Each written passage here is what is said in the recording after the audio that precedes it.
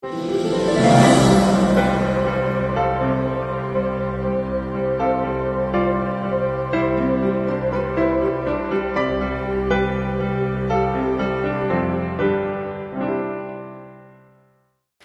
ahora sí vamos a pedirle al doctor César Adrián Martínez Longoria, si se sirve pasar para dar inicio a la presentación. El doctor César Adrián Martínez Longoria es médico cirujano y partero, el egresado de la Facultad de Medicina de la Universidad Nacional Autónoma de Nuevo León. Es pediatra por el Hospital Universitario José Eleuterio González, de la misma Universidad Autónoma de Nuevo León. Con el curso de Infectología Pediátrica en el Hospital Infantil de México, Federico Gómez, con reconocimiento por la UNAM. Profesor de Infectología Pediátrica del Departamento de Pediatría del Hospital Universitario y de Microbiología de la Facultad de Medicina de la Universidad Autónoma de Nuevo León. Es expresidente del Colegio de Infectología de Nuevo León, AC. Gracias. Gracias.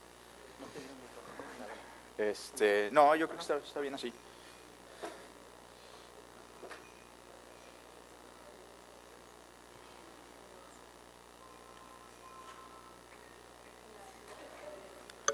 Bueno, gracias, doctor.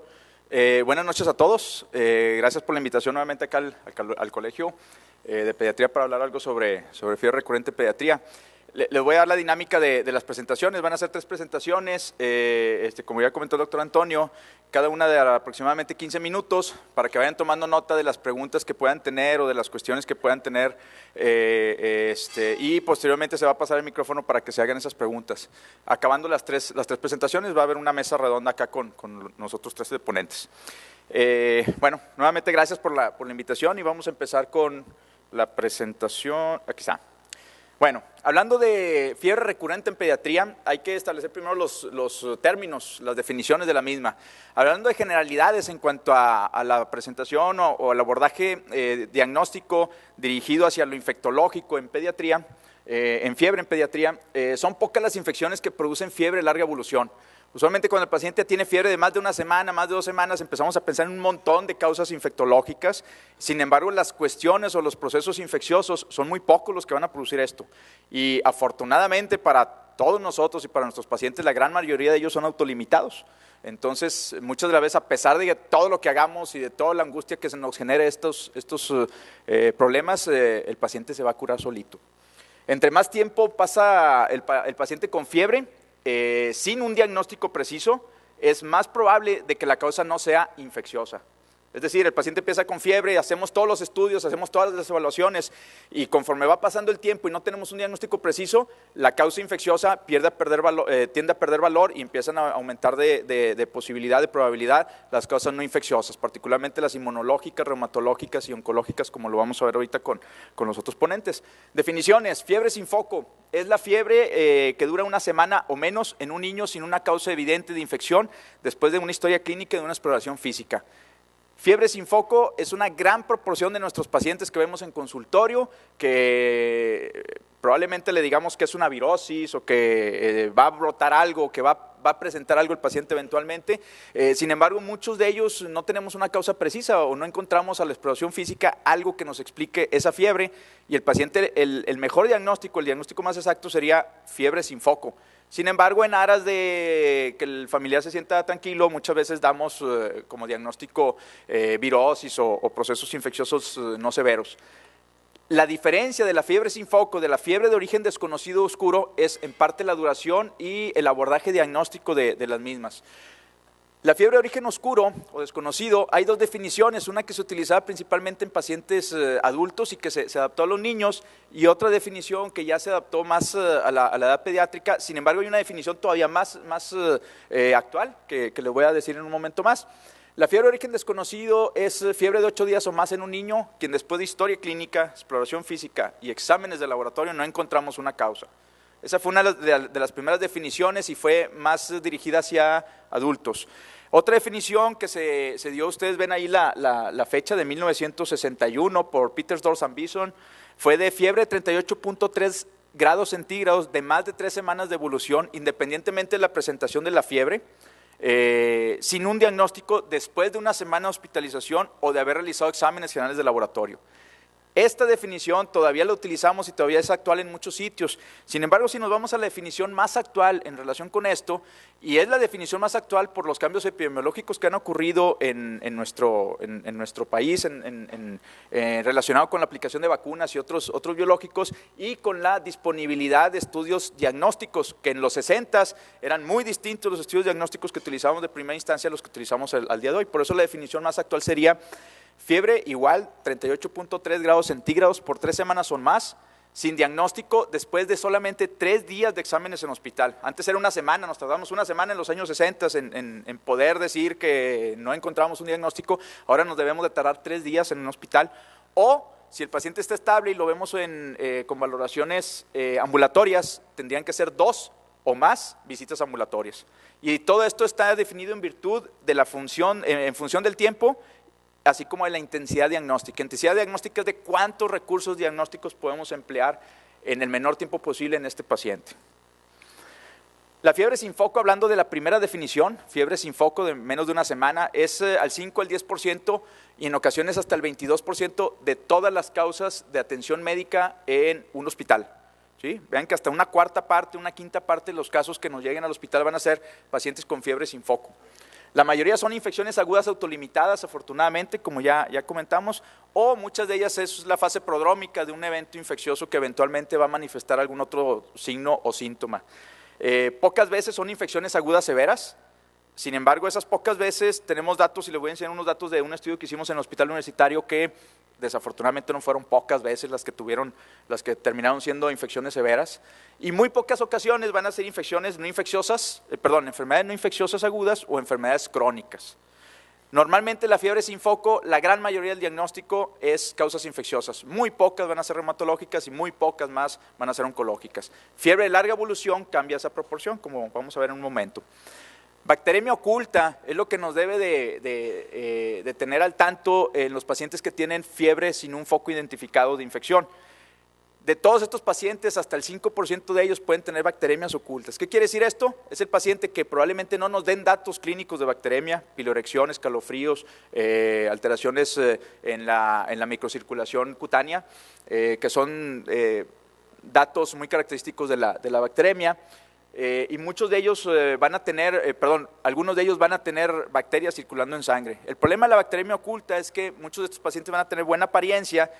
La gran mayoría de estas bacterias ocultas se van a autolimitar, pero unas pocas de ellas pueden progresar hacia sepsis y algunas más hacia procesos infecciosos más severos como neumonías o infecciones del sistema nervioso central por las bacterias que aquí estamos viendo. Es lo que les comentaba, de ese 3 a 5% de las bacteremias, si no se les da tratamiento, un 5 a 10% pueden llevar a meningitis, un 10% infección bacteriana localizada y hasta un 30% bacteremia persistente y bacteremia y fiebre persistente. Si ustedes ven, la otra mitad van a ser bacteremias únicas que no van a volver a presentar, no va a volver a presentar fiebre el paciente, pero la otra mitad pueden desembocar en procesos severos. Considerando esto, hay que establecer el riesgo que tiene un paciente de desarrollar un proceso infeccioso severo contra el que no lo tiene. Hay criterios para establecer de alto riesgo contra bajo riesgo. Los criterios de alto riesgo usualmente están enfocados a niños más pequeños, mayor fiebre, mayor cantidad de fiebre, leucocitosis, alteraciones en el frote de sangre periférica compatibles con activación de neutrófilos, además de otras características como enfermedades subyacentes o historia de contactos. Hay varias tablas de establecimiento de riesgo, de bajo riesgo contra alto riesgo. Esta es una de ellas, ahorita vamos a ver unas cuantas más. Los pacientes que tienen bajo riesgo y que reúnen estas características, no es necesaria probablemente mayor valoración más que la evaluación que hacemos en el consultorio, en urgencias, mandarlo a la casa del paciente y darle manejo o darle revisión ambulatoria. Los pacientes que se establece alto riesgo, lo mínimo que debemos de hacer es tomar biometría hemática y hemocultivo, ¿sí? Y dependiendo de la apariencia del niño y de algún signo o síntoma que pudiera tener o antecedentes que pudiera tener el niño, tomar algún otro estudio, desde solamente una radiografía de tórax, análisis de orina, hasta punciones lumbares. Si a pesar de todo esto el paciente sigue presentando buena apariencia, aunque tenga alto riesgo, se puede dar un manejo ambulatorio. El problema son los pacientes que quedan con ese riesgo moderado, que tienen características de bajo con los de alto. Y desafortunadamente una gran proporción de nuestros pacientes mezclan esas características de bajo contra alto. El tratamiento antibiótico usualmente está orientado hacia las principales bacterias que producen infección en estos pacientes con fiebre sin foco, que sería Streptoneumoniae, Neisseria meningitis, Hemófilos influenza tipo B. Con signo de interrogación, porque con la vacuna prácticamente se ha erradicado hemófilos influenza tipo B, con la vacuna neumococo se ha estado disminuyendo importantemente, y en un estudio que tenemos en pacientes con meningitis en 10 ciudades de la República, estamos viendo que Neisseria meningitidis ocupa la misma cantidad de casos de meningitis bacteriana que las que ocupa neumococo. Actualmente hay un brote de meningitis bacteriana en Tijuana. El doctor Enrique Chacón ha tenido el favor de darnos los datos relacionados con esto, y acá en Monterrey sigue habiendo casos de meningococo. Estos son los antibióticos que se pueden utilizar en estos casos. Si se trata de neonatos y lactantes menores de 3 meses, ellos tienen un mayor riesgo de presentar infecciones severas, y por lo tanto gran parte de estos pacientes es necesario hospitalizarlos. Llegan con fiebre sin foco, prácticamente es sinónimo de hospitalización, y hacer la evaluación que ya hemos comentado con la toma de los exámenes que hemos comentado, y muchos de ellos van a terminar realizándose punciones lumbares, cultivos de diferentes líquidos, sangre, orina, líquido cefalorraquídeo. Estas son escalas de evaluación de criterios de bajo riesgo en lactantes. Si ustedes recuerdan, las de Rochester son las que más frecuentemente se utilizan, pero hay otras escalas que se han realizado en otras ciudades o por otros grupos de trabajo, y prácticamente todos ellos están enfocados en antecedentes del paciente, en una evaluación clínica, en un examen clínico del paciente, y en ciertos datos de laboratorio y exámenes de laboratorio generales, biometría hemática, examen general de orina, radiografía de tórax. Y vean abajo, a lo mejor no alcanzan a ver hasta allá atrás, pero abajo se ven los valores predictivos negativos. ¿Qué quiere decir esto? Si el paciente tiene todos estos criterios para considerarse de bajo riesgo, el riesgo o el valor predictivo negativo, lo que traduce es que el riesgo de que estos pacientes, no teniendo factores de riesgo, el riesgo de tener una infección severa es menos del 2%, menos del 1%. ¿Sí? Esa es la traducción de todas ellas. Este es el estudio que les comentaba que hicimos, fue una tesis de pediatría de un residente que egresó hace un par de años, estudio de niños de fiebre en menores de 36 meses. Lo que usualmente hicimos es un diagrama de flujo en niños menores de 1 mes, todos hospitalizados, hacíamos estos exámenes y veíamos qué antibiótico era el que utilizábamos.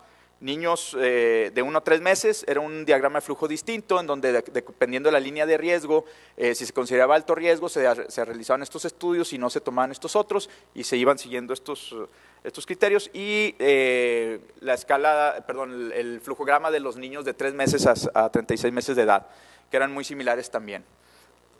La importancia de esto no son los diagramas de flujo, que es lo que ya acabo de explicar en las diapositivas previas, sino esto, de 60 pacientes que logramos recopilar en el transcurso de mayo del 2008, mayo del 2009, en un año, de 61 pacientes, 33 de ellos tenían una infección grave. ¿Qué infecciones graves eran? Principalmente neuroinfección. 15 pacientes de 60, una cuarta parte de ellos, otra cuarta parte tenían infecciones de vías urinarias. Y vean que la mitad de esos pacientes, aproximadamente la mitad de esos 61 pacientes, se quedaban como fiebre sin foco, que de acuerdo a las estadísticas mundiales solamente debiéramos de dejar alrededor de 20 a 30% de pacientes solamente con el diagnóstico de fiebre sin foco. En nuestro estudio fue prácticamente la mitad. Pero vean que la otra proporción nada despreciable terminó siendo una infección grave, que si no hubiéramos hecho a lo mejor el ensayo de todos estos estudios, se nos hubieran pasado estas infecciones severas en estos pacientes. Tocando la otra definición de fiebre de origen desconocido o fiebre prolongada, lo que comentábamos de 3 semanas o más de fiebre, bueno, las causas son prácticamente estas 4. Infecciosas el 60%, enfermedad del tejido conectivo 10 a 15%, neoplásica 5 a 8, y en causa desconocida, o que también le ponen el adjetivo, la calificación de misceláneas, en donde están, por ejemplo, Kawasaki, sarcoidosis, otras fiebre facticia, fiebre por antibióticos, fiebres por medicamentos, ocupan 10 a 15%. De todas las causas o todos los casos que podemos llegar a un diagnóstico. También en esta definición, aproximadamente un 20-25% de los casos no vamos a llegar a un diagnóstico preciso. Esa es la mala noticia. La buena noticia es que ese 20-25% que no llegamos a un diagnóstico, el niño se le quita la fiebre sin saber qué pasó. No vamos a entrar a cada una de las definiciones ni a cada una de las infecciones. La idea de esto es solamente darles un panorama general del abordaje diagnóstico de estos pacientes y vean que la cantidad de infecciones que pueden ocurrir presentándose como fiebre sin foco, mejor dicho, fiebre de larga evolución, es una lista bastante grande. Las principales: tuberculosis, brucelosis, salmonelosis, infección por virus de Epstein-Barr y citomegalovirus, probablemente sean las causas principales de fiebre de larga evolución.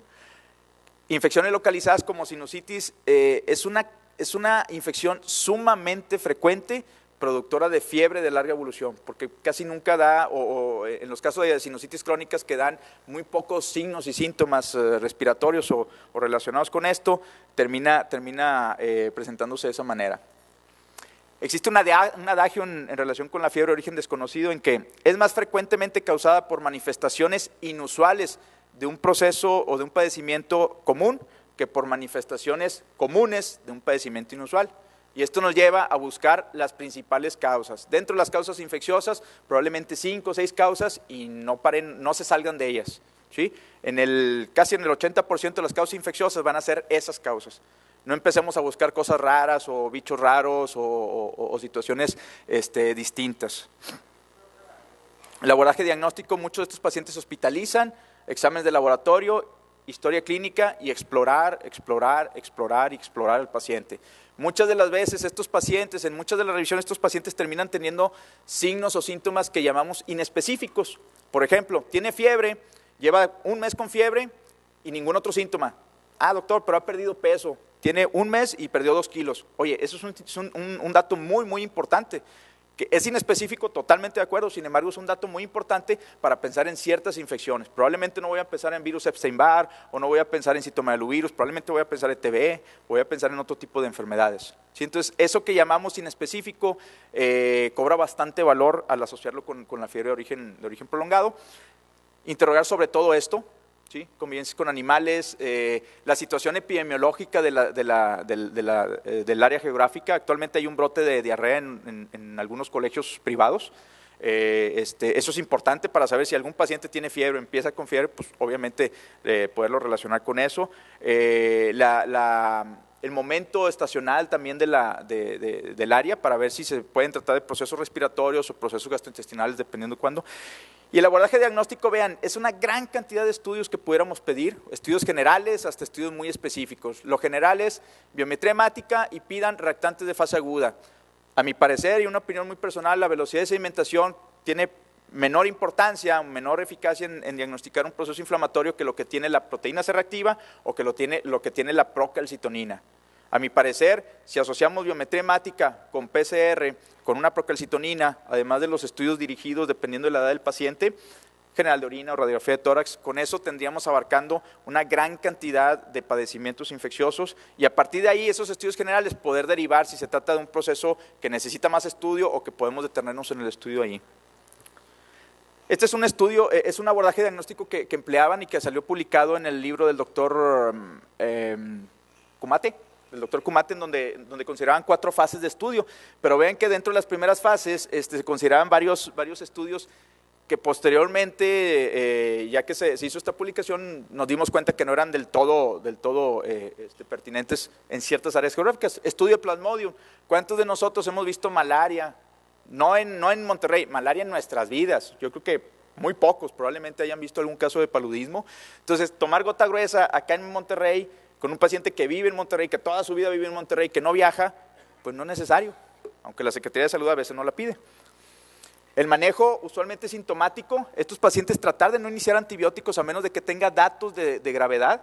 Iniciar un antibiótico pensando en los gérmenes más frecuentes que pueden estar relacionándose con producción de fiebre de larga evolución. Evitar el uso de antibióticos y solamente el tratamiento, como ya comenté, sintomático. Pacientes tóxicos o que tienen algún cultivo positivo, en ellos estaría bien dirigido el inicio de antibióticos. Y ya finalmente un par de diapositivas en donde, dependiendo de las características de la fiebre, podemos orientarnos hacia la presentación o hacia la presencia de algún proceso infeccioso o no infeccioso. Por ejemplo, si presentan, vean este tipo de presencia de fiebre en los casos de malaria, en donde se presenta o se describe como fiebre terciana o fiebre cuartana, dependiendo de la cantidad de días que tarden en aparecer un pico con el otro. No vemos malaria en Monterrey. Esto de fiebre tifoidea, vean que como aumenta la temperatura, disminuye el pulso, que es algo muy frecuentemente en fiebre tifoidea. Aumenta la frecuencia cardíaca, aumenta la temperatura y en lugar de aumentar también la frecuencia cardíaca, disminuye. Hay una bradicardia contraria a lo que ocurre normalmente. Y esto solamente es un estudio que se lo he publicado hace un par de años, en donde se ven las causas más comunes de fiebre de origen oscuro, en donde endocarditis, abscesos intraabdominales, abscesos pélvicos, TB, tuberculosis, citomegalovirus y todas ellas. Dependiendo de los datos que vayamos teniendo en los resultados de los exámenes, tiene que ser la orientación. Es decir, si el paciente tiene leucopenia, probablemente no tenga que hacer una evaluación con cultivos. Si tiene leucopenia, a lo mejor tengo que irme a buscar virus o tuberculosis, que son las causas infecciosas que más frecuentemente producen leucopenia. Y el acceso diagnóstico inicial debe estar orientado. Anteriormente dábamos o pedíamos una inmensa batería de estudios diagnósticos y en la actualidad el paciente tiene fiebre y tenemos que buscar un signo o un síntoma. Encontrando ese signo o síntoma, por más inespecífico que sea, tómenlo y a partir de eso crucen fiebre con ese síntoma y váyanse con los procesos, en este caso infecciosos o posteriormente, como van a comentar, reumatológicos, oncológicos, que más frecuentemente se asocian a ese síntoma, ¿sí? Y no tomar estudios o no pedir estudios sin ton y son o sin ninguna orientación diagnóstica. Y eso es todo. Gracias.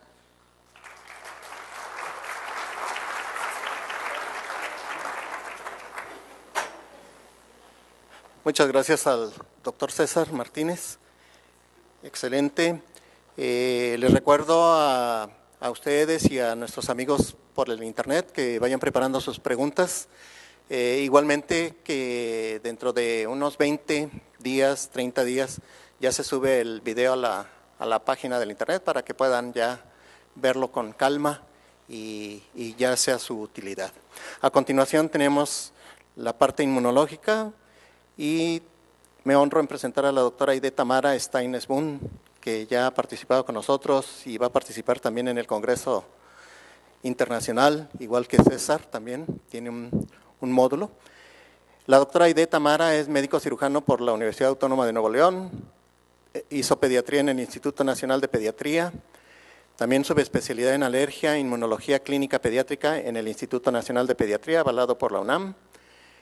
Tiene diplomados en inmunología avanzada e inmunología clínica y actualmente está adscrita al servicio de inmunología en la Unidad Médica de Alta Especialidad del Centro Médico del Noreste del Seguro Social, número 25, aquí en Monterrey. Es maestra de área de posgrado en pediatría en la Escuela de Medicina del Tecnológico de Monterrey y maestra encargada del área de inmunología en la Unidad Médica de Alta Especialidad número 25 del IMSS. Así que, doctora, si gusta pasar, por favor. Bueno, buenas noches a todos. En realidad, lo que quiero presentarles el día de hoy, ahora vamos a las causas no tan comunes de fiebre, que son las que también debemos de pensar como pediatras, cuando ya no tenemos un niño, con lo que habíamos comentado hace un momento con César, bueno, no tiene sinusitis, no es un niño con una infección crónica, entonces, ¿cuál es la causa de que este niño continúe con fiebre? Como les comentaba hace un momento, yo considero que la fiebre, o siempre he dicho así, que todas las fiebres son de origen inmunológico. Y la verdad es que es así porque cuando uno toma en cuenta que la fiebre está dada generalmente, ya sea por pirógenos exógenos de bacterias o virus, ya sea de lipoproteínas o peptidoglucanos de bacterias gram positivas o gram negativas, o pirógenos endógenos como las interleucinas 1 y el factor de necrosis tumoral alfa, podemos darnos cuenta que en realidad todo está involucrado en las citocinas, es decir, todo es parte del sistema inmunológico. Estas citocinas pueden atravesar la barrera hematoencefálica e ir directamente hacia el centro hipotalámico preóptico para producir esta fiebre que nosotros vemos en un niño con 38, 39 grados.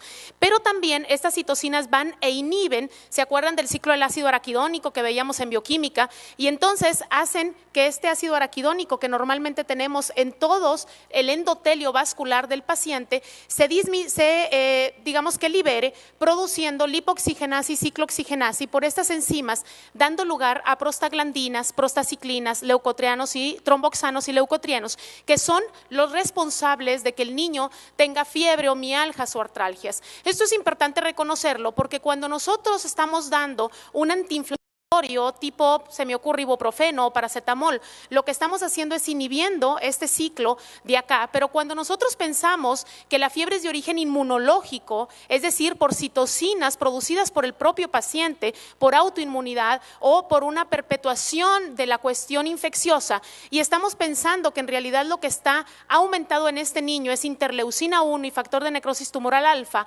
entonces lo que tenemos que usar son esteroides sistémicos para poder inhibir este proceso febril desde arriba, desde la vía de la fosfolipasa 2 o la lipocortina a nivel del endotelio.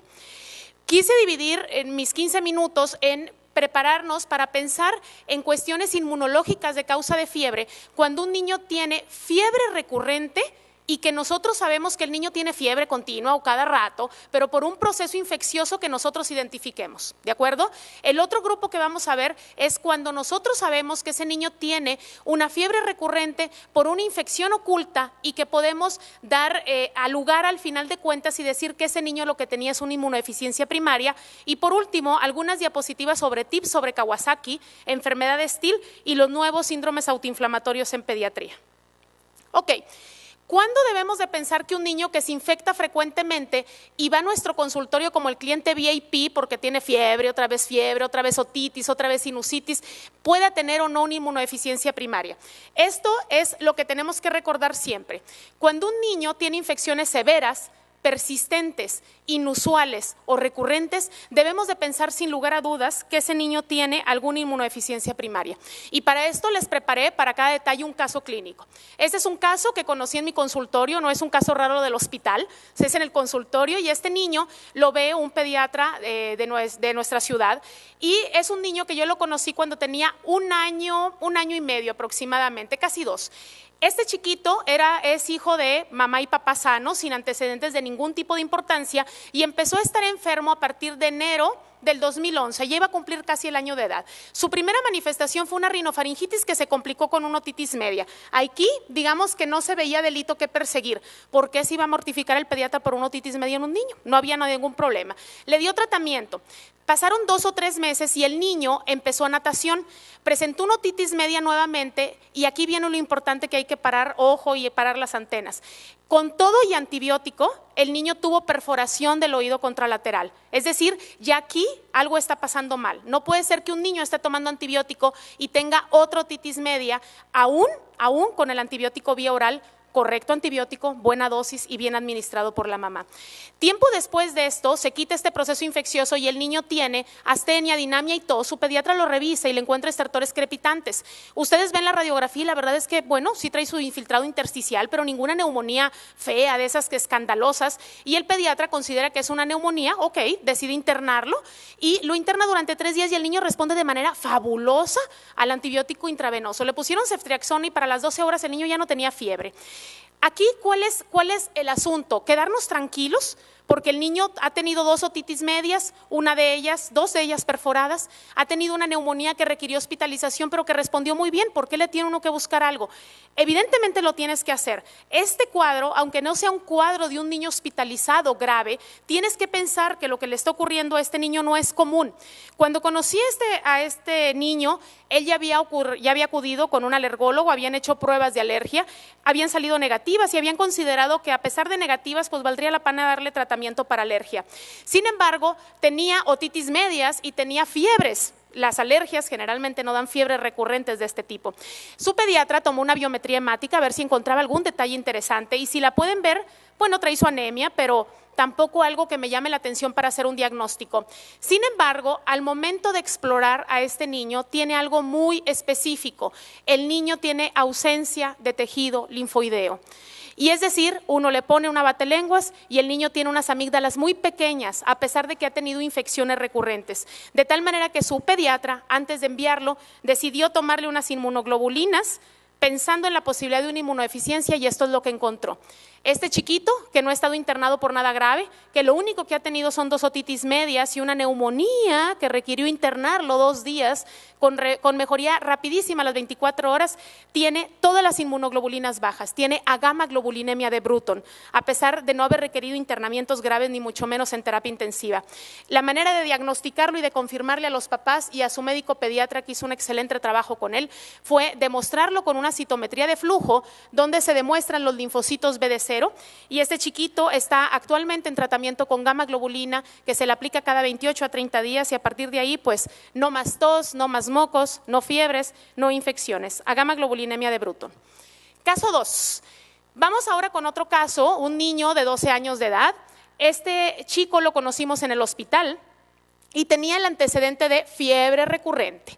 Cuando nosotros lo conocimos ya era marzo del 2011. Sin embargo, él tenía desde diciembre del 2010 con fiebre. Tenía diciembre, enero, febrero, y el 1 de marzo fue que se dio a conocer o que lo conocimos. 3 meses con fiebre, y como bien decía el doctor César, hay que buscar datos que a lo mejor no son tan importantes, pero que la mamá te puede orientar. El niño tenía en ocasiones tos seca en accesos y traía unas adenopatías cervicales que habían ido creciendo conforme pasaban los meses de la fiebre, y algunos nódulos subcutáneos pequeños en el cuero cabelludo.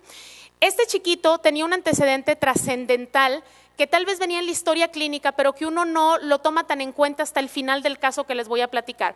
Este niño tenía antecedentes de dermatitis atópica recurrente desde niño, desde los 6 años de edad, y tenía antecedentes de verrugas vulgares diseminadas, no solamente en manos, como los típicos mezquinos que vemos, sino en varias partes de su cuerpo de verrugas vulgares que iban y venían, y un antecedente verdaderamente dramático en su familia, que hace 10 años su hermanita a los 13 años de edad había fallecido por un probable accidente cerebrovascular. Estaba comiendo, cefalea, de repente se desmaya, se la llevan en Cuencamé, Durango, y les dicen sin autopsia ni nada que parece que lo que había sido fue un accidente cerebrovascular, y la niña falleció. De tal manera que cuando este chiquito se conoció, ya para en marzo que deciden internarlo, antes de eso los pediatras que lo habían estado viendo de manera digamos que extrahospitalaria habían utilizado múltiples antibióticos como amoxicilina, ceftriaxonas e incluso quinolonas sin mejoría de la fiebre. El niño tenía fiebre recurrente incluso diaria. Cuando se ingresa se toman unas biopsias del nódulo subcutáneo y entonces le diagnostican coccidioidomicosis. Ok, bueno, coccidioidomicosis, en nuestro hospital tenemos una gran cantidad de pacientes con coccidioidomicosis, no nos parecería algo sumamente extraño, pero lo importante viene ahora. Le empiezan anfotericina al niño y la verdad es que la fiebre pues mejora. Corroboran la biopsia con esos granulomas de células gigantes multinucleadas con microabscesos y endosporas, y toman biometrías hemáticas pues de seguimiento, ver cómo estaba y que la ANFO y todo este asunto, y se encuentran en las biometrías hemáticas con leucocitosis a expensas de eosinofilia. Y la pregunta del millón es, bueno, ¿esa eosinofilia por qué la tiene? ¿Por la dermatitis atópica? ¿O por el hongo, que puede producir también eosinofilia? ¿O porque es alérgico? ¿O cuál sería la causa de la eosinofilia? La verdad es que lo primero que hay que pensar es que la dermatitis atópica o el mismo hongo que produce esta cuestión. Sus médicos pediatras piensan, y piensan bien, que no es normal que un niño le dio coccidioidomicosis. Si no, la pregunta es por qué le dio a él y no le dio a la mamá, al papá, al otro hermano mayor que viven donde mismo, respiran lo mismo y están en el mismo lugar. Toman unas inmunoglobulinas, ellos, todavía yo no lo conocía ahí, para empezar a descartar problemas inmunológicos, y se encuentran una IgE verdaderamente elevada, de 1000, pónganle 2000 pues. Entonces, de nuevo, ¿por qué tiene esa IgE elevada? Si es parte de la pura coccidioidomicosis o de qué se trata. Cuando este niño se empezó a analizar, sus médicos de Durango, se fue a Torreón, ya ahora sí dentro del IMSS, y decidieron tomarle una tomografía computarizada para poderlo mandar con los neumólogos. Y en la tomografía se encuentran, sí, un infiltrado ahí, todo intersticial y aparte en vidrio despulido, pero se encuentran un gran aneurisma aórtico. Y esto que les pongo acá es ya la angiografía cuando estaba en la 34, y vean nada más, fíjense, esto es el calibre normal de la aorta, y vean nada más este fondo de saco como si fuera una gran víbora desde la aorta ascendente, descendente. Toda la aorta de este chiquito estaba realmente afectada por esto, y entonces cuando se toma de lado se ve así, y se estaba presentando para sesión médico-quirúrgica. ¿Qué se iba a hacer con esa aorta? Los especialistas en esto, que de hecho hay aortólogos expertos en estas cuestiones, decían que esto tenía una cuestión de mortalidad altísima.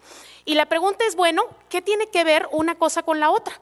Y entonces podemos decir que un niño con fiebres recurrentes, que se diagnosticó una infección inusual con dermatitis atópica, antecedentes de verrugas vulgares, eosinofilia e IgE elevada, estamos hablando de un síndrome de hiper-IgE autosómico recesivo que se llaman ahora defectos de DOC8 y que estos defectos traen anormalidades vasculares en los niños y que esta inmunodeficiencia primaria se describió en el 2004, se describió mucho tiempo después de que la hermanita de este chiquito había fallecido.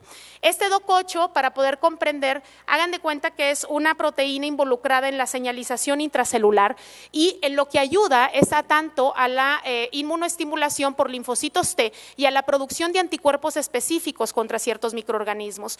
Esta molécula también es esencial para la formación de los endotelios vasculares y el tratamiento, hay pocos casos de estos y el tratamiento son realizar trasplantes de células madre cuando tienes a un niño en buenas condiciones, no con la aorta como la que teníamos. Y bueno, Esteban no está con nosotros ya, pero nuestro propósito es descubrir, tomamos DNA de él y su DNA de hecho ya está en Europa, para descubrir cuál es el defecto genético que tenía y poderle dar información a esa madre sobre lo que pasó con sus dos hijos, tal vez una inmunodeficiencia que apenas fue conocida en el 2004. Este otro tipo de casos es otro caso que les quiero comentar y este caso está siendo visto evidentemente por el grupo de pediatría del hospital número 25 y es un chiquito que es del Higo, Veracruz, del norte de Veracruz. Entonces este niño llevaba cuando lo conocimos fiebre de 1 año de evolución, 1 año de evolución.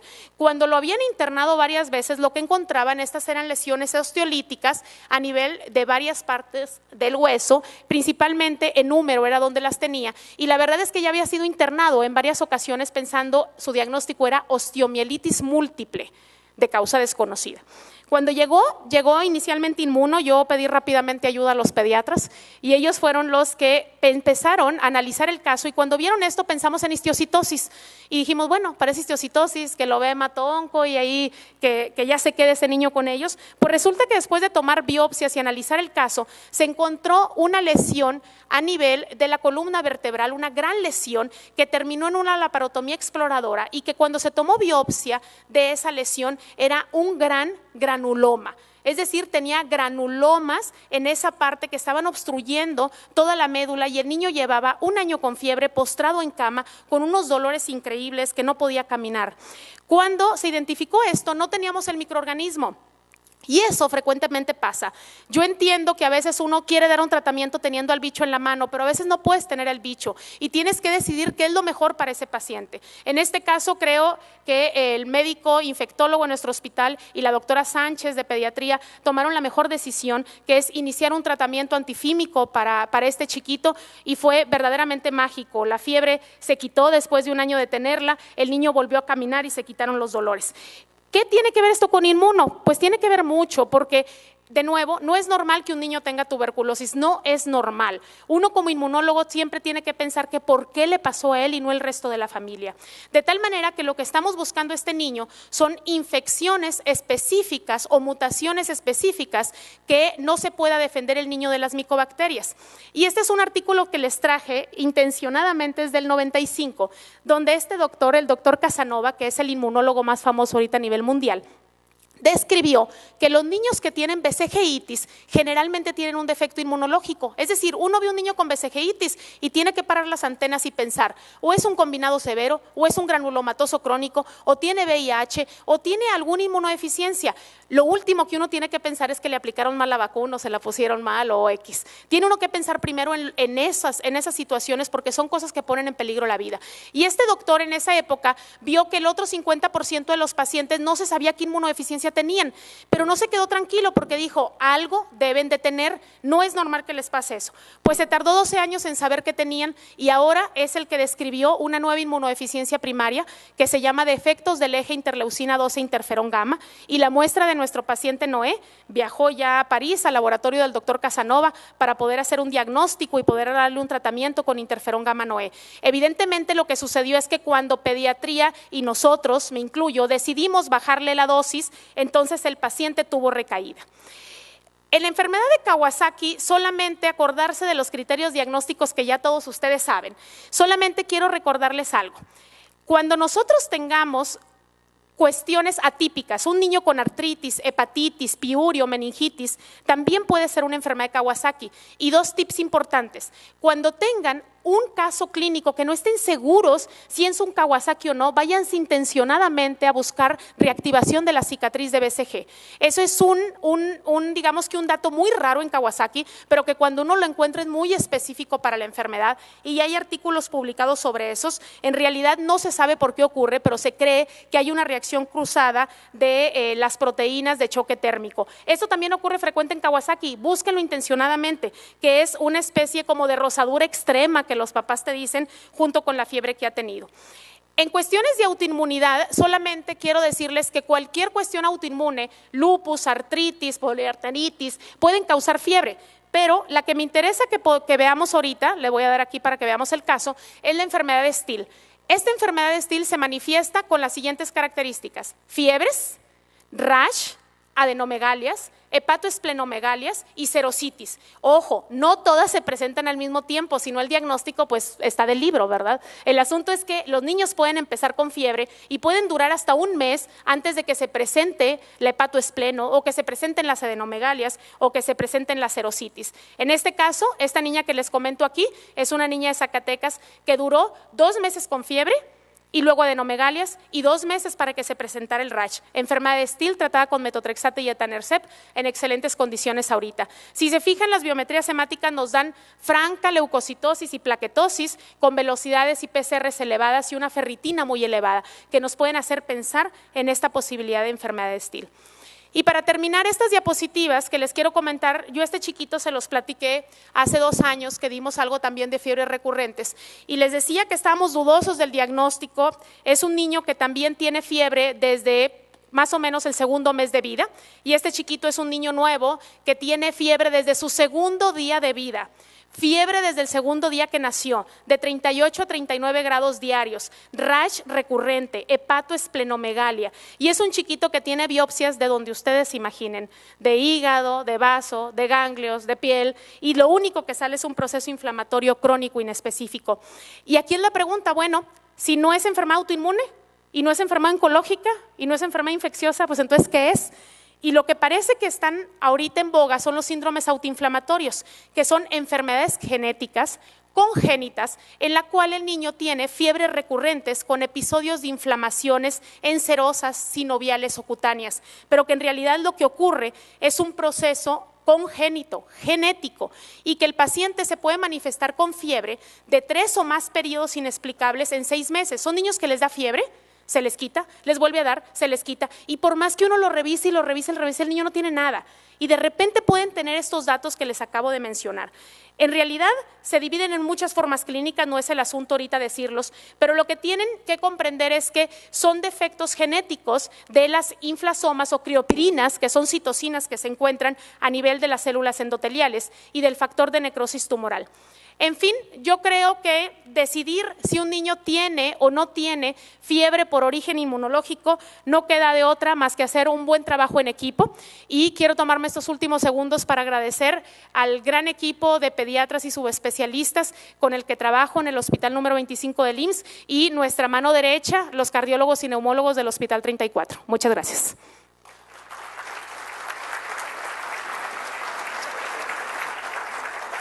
Muchas gracias a la doctora Tamara, excelente presentación. Y a continuación le voy a pedir al doctor Francisco Javier Rivera Ortegón, nos haga el favor de subir al estrado. Él es médico cirujano y partero por la Facultad de Medicina de la Universidad Autónoma de Nuevo León. Es hemato-oncólogo pediatra egresado del Instituto Nacional de Pediatría y actualmente es profesor de cátedra del programa de la especialidad médica de pediatría en la Escuela de Medicina del Tecnológico de Monterrey, y es miembro fundador de la Agrupación Mexicana de Hemato-Oncología Pediátrica. Adelante, doctor. Buenas noches a todos. Evidentemente el orden de mi aparición relaciona bastante bien con lo que sucede habitualmente en la clínica. Habitualmente somos los últimos en aparecer después de haber descartado las causas más frecuentes de fiebre recurrente en estos pacientes. Cuando ya no existe otra opción, entramos a ver la posibilidad de si existe alguna causa tumoral o neoplásica como causa o como la etiología de este tipo de padecimientos.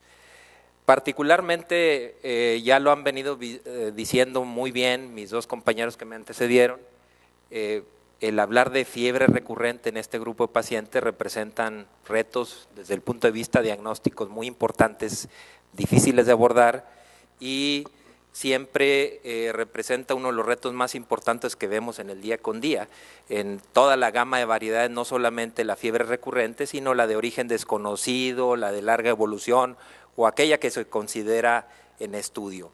En particular, ya también el doctor César Martínez mencionaba cuál es la frecuencia de cada una de las etiologías y afortunadamente para los niños la causa tumoral o neoplásica definitivamente es la menos frecuente de todas, pero por otro lado, pues la más trascendental desde el punto de vista de posibilidades pronósticas en relación a la vida o a la repercusión que pueden tener en la vida futura de estos pacientitos. La doctora Tamara también describía en forma muy extensa la mediación bioquímica que se tiene en todo este proceso de fiebre en los pacientes con diferentes etiologías, y la neoplásica no es la excepción, donde participan una serie de factores bioquímicos como causantes de esta manifestación clínica. Vale la pena decir, ya entrando en materia en el aspecto de la fiebre de origen neoplásico, que existen criterios particulares para poder decidir cuándo podemos sospechar que esta fiebre en nuestro paciente tiene un origen neoplásico particularmente, y es aquella fiebre que ha sido recurrente por un lado, por otro lado que ya lleva un periodo largo de evolución, como ya comentaba el doctor Martínez, generalmente más de 3 semanas, que se ha descartado la etiología infecciosa desde el punto de vista clínico, que tiene cultivos negativos hasta el momento. Por otro lado, que no ha tenido una respuesta adecuada al manejo empírico que se ha iniciado de manejo antibiótico en la gran mayoría de los casos, y en algunos casos, cuando ya se pasó por todos los pasos anteriores, en algunos de estos pacientes se llega a requerir hacer una prueba terapéutica que desde la década de los 80 se utiliza, que es la prueba de naproxen, para tratar de ver la posibilidad si esta fiebre tiene o no un origen neoplásico. Particularmente la utilidad de esta prueba, como fue descrita originalmente, tiene su utilidad primordial en neoplasias de origen hematológico, leucemias y linfomas. Cuando la fiebre es de origen neoplásico por neoplasias hematológicas, la prueba positiva establece que desaparece la fiebre después de 5 días con este medicamento a dosis convencionales, y eso reúne el criterio diagnóstico de una etiología de tipo tumoral o neoplásica en la mayoría de estos casos. Y como es sabido por todos ustedes, desafortunadamente el cáncer en niños no tiene manifestaciones propias patognomónicas específicas de este grupo de padecimientos y puede manifestarse por síntomas tan comunes como la fiebre, y es ahí cuando nos resulta más difícil poder establecer qué tipo de neoplasia puede ser la causante de este tipo de problemas. Y evidentemente las neoplasias pueden ser de los grandes imitadores que pueden imitar otro tipo de patologías desde el punto de vista infeccioso, reumatológico, inmunológico, como ya se ha venido mencionando. Y por otro lado, vale la pena establecer que el cáncer, y dependiendo de la variedad histológica que tenga, a pesar de tener una misma variedad histológica, puede tener un sinnúmero de manifestaciones clínicas en cada paciente. De tal modo que lo que quiero traer el día de hoy a ustedes como recordatorio, porque todo esto ya lo saben, son 5 neoplasias que vemos en el grupo pediátrico, que regularmente son las neoplasias que producen fiebre por actividad tumoral. Y esas 5 están enlistadas aquí, donde primordialmente y las causas más frecuentes, como ya mencionaba, son las neoplasias hematológicas, donde leucemias agudas y linfomas ocupan el lugar predominante. En orden de menor frecuencia existen tumores sólidos. Dentro de los tumores sólidos que vemos en el grupo pediátrico, los neuroblastomas como tumores sólidos de origen extracraneal es una de las neoplasias frecuentemente vistas en el grupo pediátrico, y la fiebre puede ser una de las manifestaciones asociadas a otros datos clínicos que pueden dar este cuadro de esta neoplasia. Y otras entidades, como ya se mencionaba, la cistiocitosis, sarcomas de Ewing, tumores primarios de hueso de tipo maligno, pueden manifestarse con fiebre como manifestación no solamente única, sino combinada con otros datos de actividad tumoral. Pero destacar que la fiebre es por actividad tumoral en todos estos casos. Y entrando en materia, por cada una de las neoplasias, siempre que tenemos niños con leucemia, la fiebre puede ser un dato clínico que se presenta en el 90% de los niños con leucemias agudas al momento del diagnóstico. Esta fiebre puede estar asociada a datos de síndrome infiltrativo como adenopatías, crecimiento de hígado, vaso, puede tener manifestaciones generales como astenia, adinamia, la palidez, el dolor óseo generalizado producto de la infiltración a nivel de canal medular y la distensión del periósteo, las manifestaciones de sangrado o manifestaciones hemorragíparas, pero siempre asociadas en la gran mayoría de los casos alteraciones en la biometría hemática, que dentro de las alteraciones más comunes es una visitopenia. Y dentro de la visitopenia, la anemia y la trombocitopenia son las alteraciones más persistentes que vemos en este grupo de pacientes. Y tratando de esquematizar lo que regularmente pasamos con neoplasias que nos producen fiebre recurrente, les voy a comentar el caso de Alejandro. Es un niño que llega al servicio de urgencias, pediatría, con cuadro de una semana de evolución con fiebre, pero el motivo de consulta directo es porque el niño se cayó de la bicicleta y al caerse de la bicicleta les llama la atención a los papás una equimosis malar del lado derecho que todavía ahí en la fotografía se percibe, y al momento de que lo levantan les llama la atención la equimosis, lo llevan al servicio de urgencias, evidentemente la equimosis se adjudica al traumatismo. Al llegar al servicio de urgencias llama la atención que el niño se ve pálido y que trae debilidad del hemicuerpo del lado izquierdo. Se le toma una biometría hemática, trae 99,000 leucocitos, 33% de blastos en sangre periférica, trae menos de 15,000 plaquetas por milímetro cúbico y trae una hemoglobina de 7. Entonces, la caída fue nada más la consecuencia de algo que a nivel neurológico ya traía, y aquí, si me ayuda,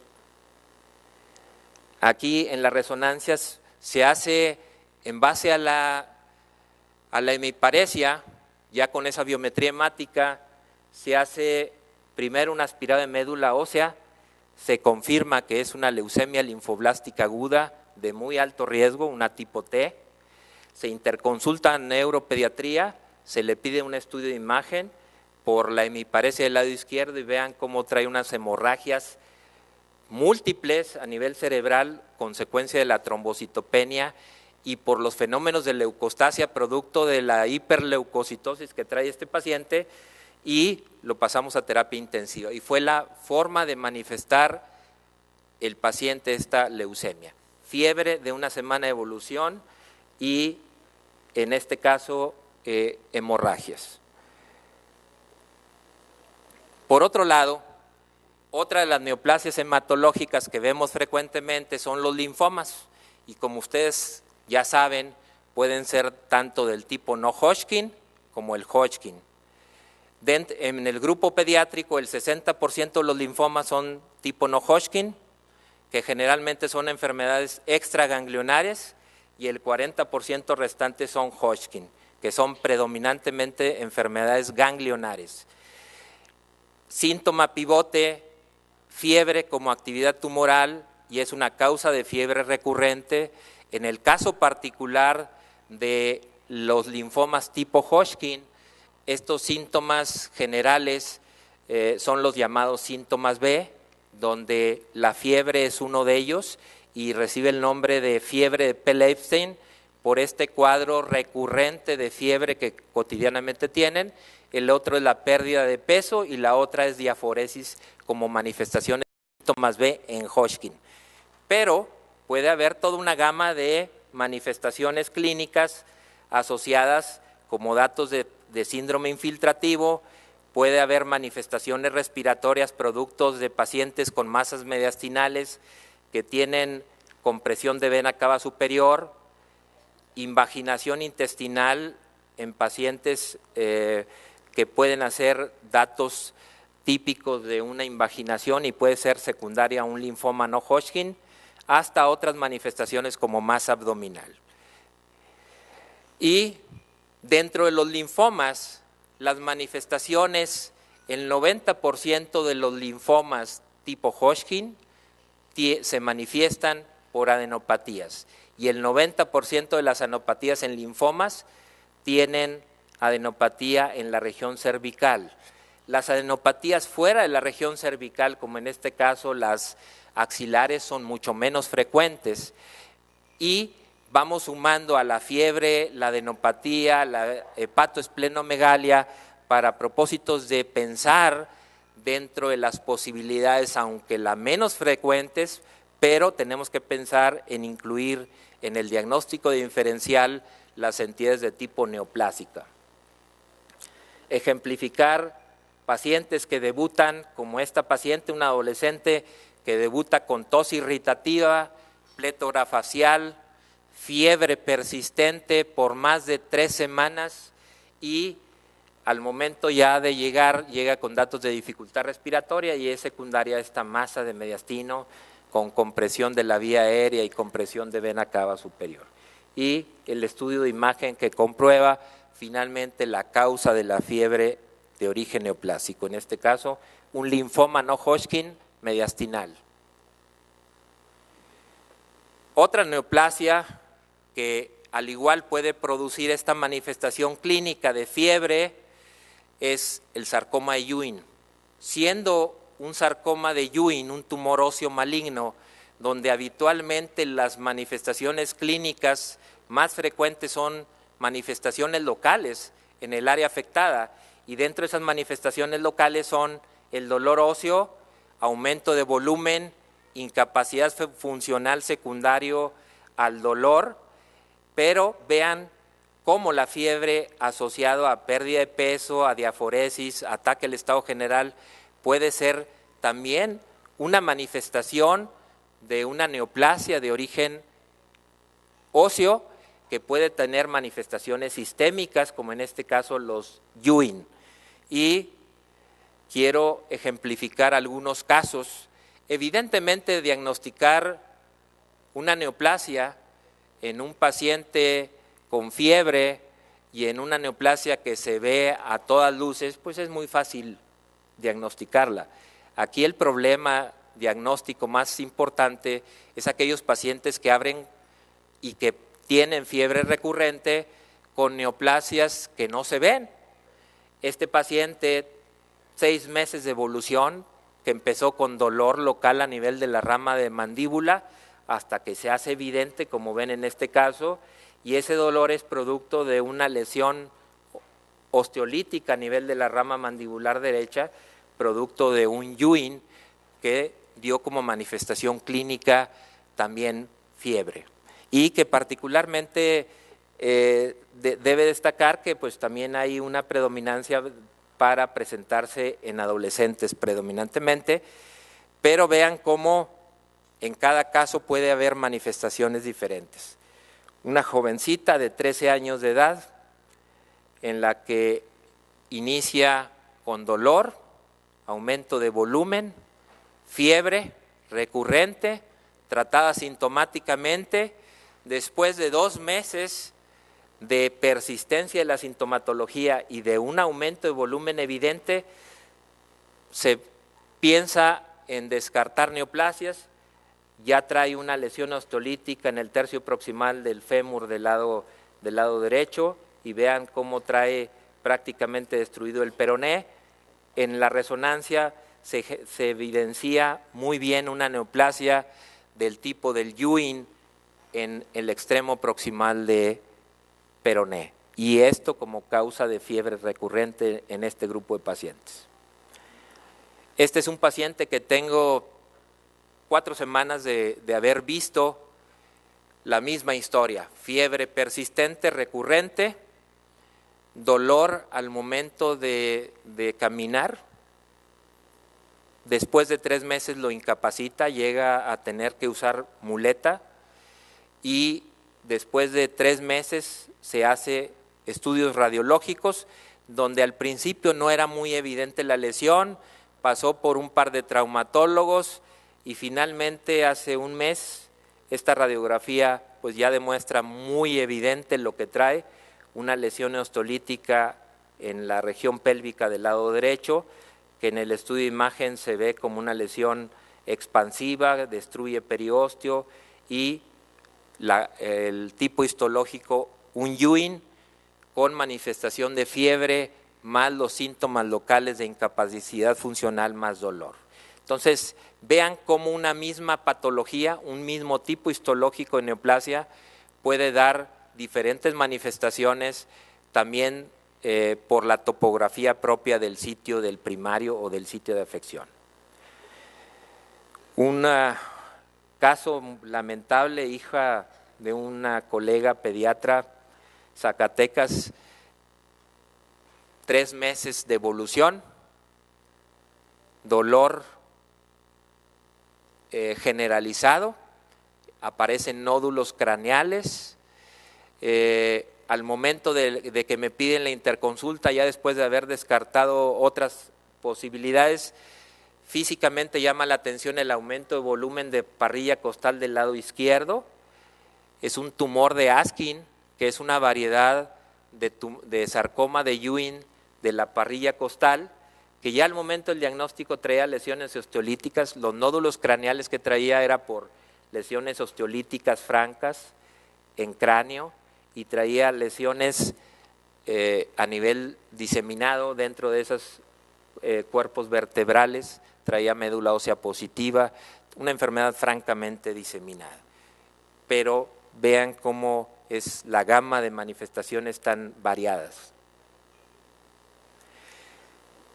Otra variedad de neoplasias en la que hoy por hoy sigue siendo un reto desde el punto de vista oncológico y desde el punto de vista pediátrico, por el hecho de que neuroblastomas, junto con la leucemia, son de los tumores más polifacéticos, que pueden imitar tantas cosas y pueden dar tantas manifestaciones, de tal modo que hoy por hoy sabemos que el neuroblastoma también es el tumor pediátrico que más síndromes paraneoplásicos puede dar, desde diarrea secretora, puede dar síndrome de opsoclonos meoclonos, puede dar síndrome de Horner, puede dar dolor óseo generalizado, síntomas generales por actividad tumoral, diaforesis, manifestaciones por la producción de catecolaminas, y vean toda esta gama de variedad de manifestaciones da.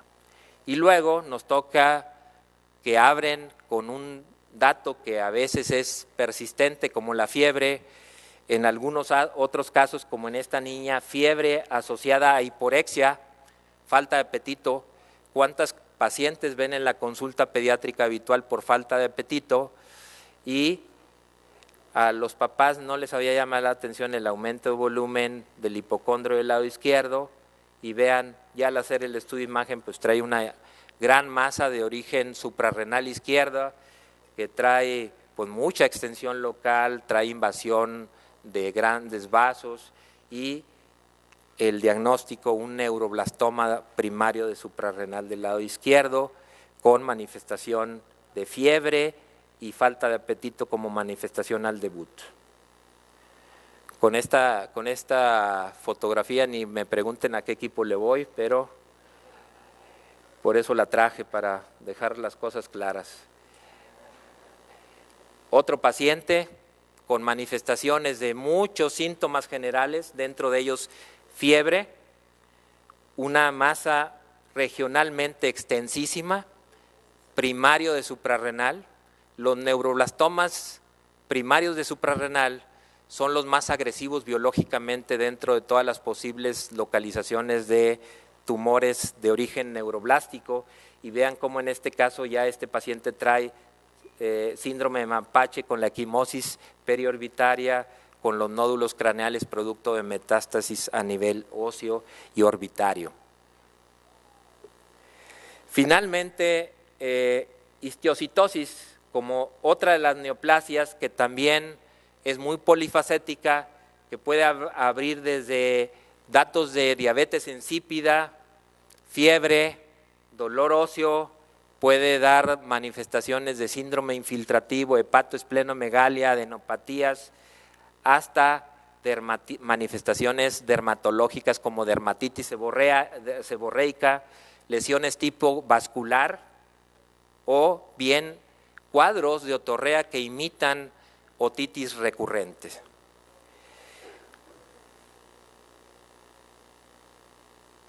Vean esta paciente con fiebre persistente, manifestaciones en piel que se biopsiaron por dermatología, se diagnostican como jantogranulomas, y después de 10 meses de andar peregrinando con fiebre persistente y esas lesiones cutáneas con tratamientos diferentes,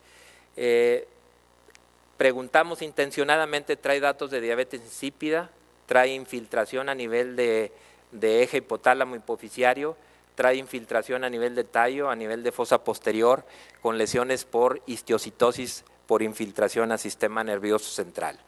Esta paciente tenía fiebre, las lesiones cutáneas tipo jantogranulomas y diabetes insípida al momento del diagnóstico. Otro caso de histiocitosis en la que hay aumento de volumen progresivo en dos zonas, la región parietotemporal del lado derecho y la región retroauricular del lado izquierdo, y esto es secundario a lesiones osteolíticas.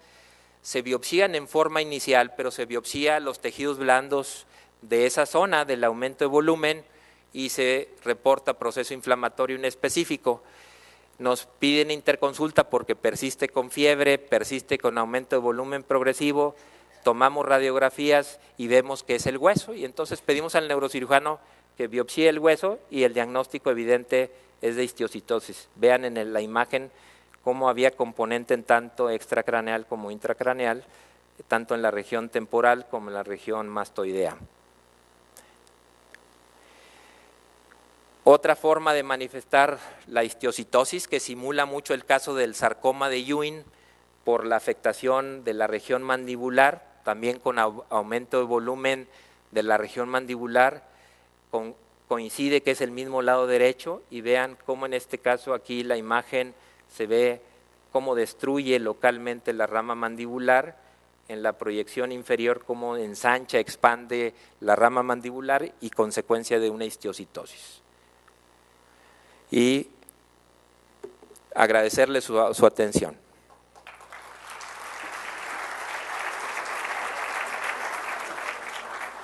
Muchas gracias, doctor Rivera Ortegón. Le voy a pedir a la doctora Aide y a César si me hacen el favor de pasar aquí a la mesa para contestarle las preguntas. Si es que tienen alguna pregunta, favor de hacerla. Ahí tienen, por ahí anda el micrófono.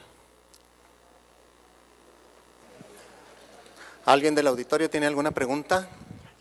¿Alguna aclaración? ¿Alguna inquietud?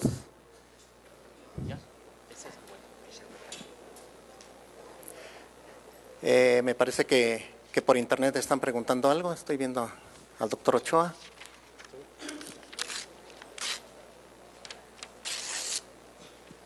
Doctor Erasmo.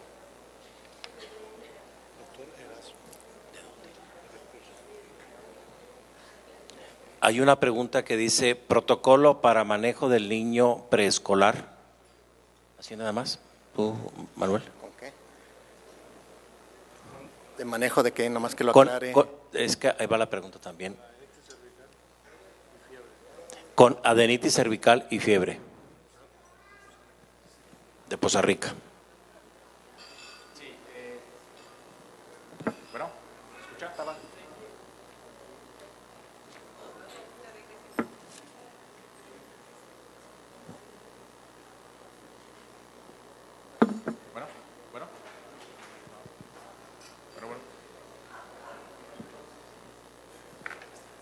Gracias. Bueno, sí. El protocolo del estudio de paciente con adenopatía cervical y fiebre, normalmente hay que establecer de qué características tienen los ganglios. Los ganglios que se inflaman por algún proceso infeccioso, llámese bacteriano, llámese viral, normalmente crecen rápido, duelen y la consistencia es renitente, así como la punta de la nariz, como hemos comentado, ¿no? Normalmente con el tratamiento, dependiendo si se trata de un proceso infeccioso bacteriano o viral, el tratamiento antibiótico, el tratamiento antiinflamatorio no los va a devolver a su tamaño normal de manera rápida, sin embargo va a disminuir importantemente la molestia relacionada con eso. En cambio, el ganglio que va creciendo de manera gradual, yo creo que ahorita a lo mejor el doctor Rivera nos puede ahondar en eso, el que va creciendo de manera gradual, el que no es doloroso, el que lleva ya mucho tiempo, el que no remite su crecimiento con los antiinflamatorios, es el que ya se tiene que evaluar de otra manera, probablemente una resección del mismo. Realizar resecciones de todo el ganglio, excisionales, no tomar usualmente agujas finas ni cosas de esas. Yo, a mi parecer, es mejor tomar todo el ganglio y mandar a analizar todo el ganglio. Si tenemos que establecer un tiempo para poder decir si este ganglio tiene que tener disminución o ya se tiene que hacer una biopsia, probablemente de 15 días a un mes es el rango de tiempo en donde tenemos que ver una mejoría para poder sospechar que se trata de algo infeccioso. Si no remite en ese tiempo, lo que hay que hacer es una biopsia excisional y mandarlo a analizar.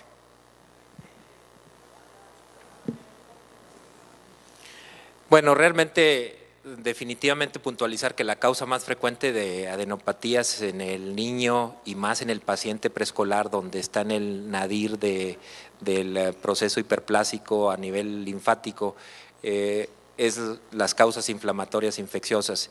Y ya lo mencionaba el doctor, realmente se deben biopsiar solamente aquellos adenopatías que van creciendo en forma progresiva o que de entrada tienen más de 2,5 centímetros al momento del diagnóstico, no son dolorosos, están ubicados en el triángulo posterior del cuello, o bien aquellos ganglios que tienen una localización que de entrada se debe considerar patológico, como la localización supraclavicular.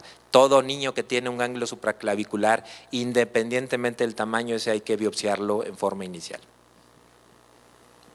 ¿Alguna otra pregunta? No. Bueno, damos por terminada nuestra sesión. Muy interesante los 3 aspectos. Creo que es muy útil para todos y espero que también para nuestros amigos del Internet, para que se sigan conectando. Le hago entrega de un diploma de parte de la Universidad de Monterrey y un diploma de parte del Colegio de Pediatría a cada uno de nuestros ponentes, agradeciéndoles mucho su participación.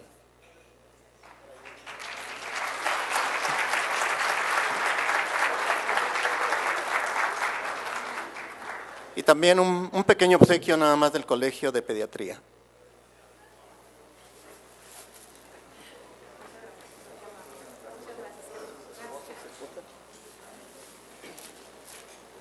Gracias.